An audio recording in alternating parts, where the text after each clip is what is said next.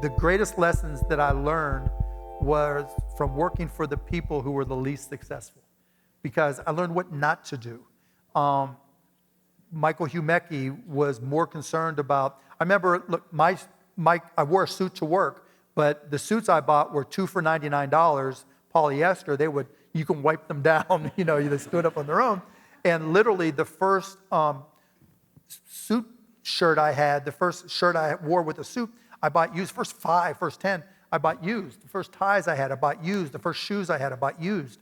And he was always talking to me about the best place to buy nice glasses or nice suits, and he would never go out and sell.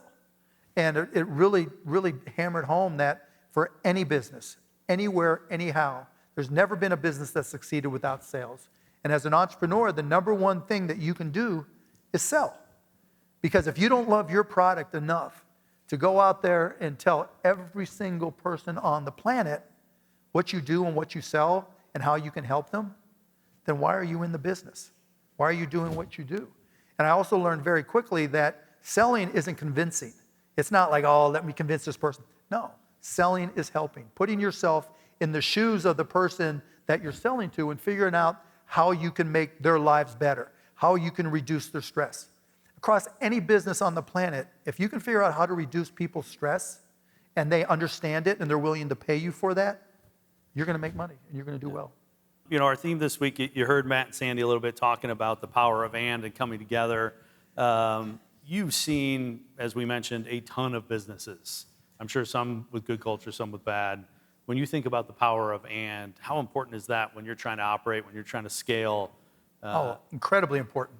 So I think what a lot of people, we're going right now through a lot of discussions about woke businesses and not woke businesses and DEI and what's right and what's wrong. I'm just going to tell you what I think. Everybody gets their own opinion. You get to think what you want. I think your business needs to match the demographics of your prospects and your customers.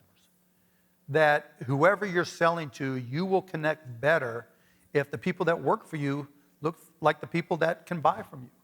And when you have those people who look like the people you're trying to sell to, they tend to understand them more, right? They tend to have a better connection.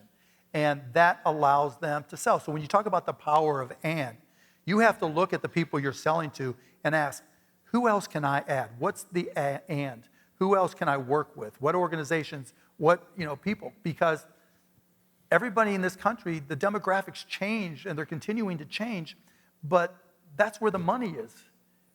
That's where the opportunity is. And going into communities that don't have investment, don't have people that typically focus there, that's where the biggest opportunities are because no one's looking there. Why do you want to be the 10,001 person doing the same thing when you can go someplace where nobody else is looking, and that's where the greatest opportunities are?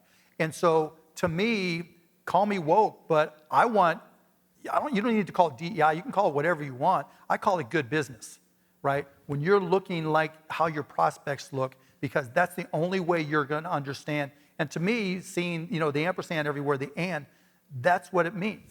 It means taking the people that you're selling to and making sure your workforce looks like them and making sure you reflect their values and being able to connect to them. That's what works for me and always has. Watch One Detroit, Thursday at 7:30 p.m. You can find more at onedetroitpbs.org or subscribe to our social media channels and sign up for our One Detroit newsletter.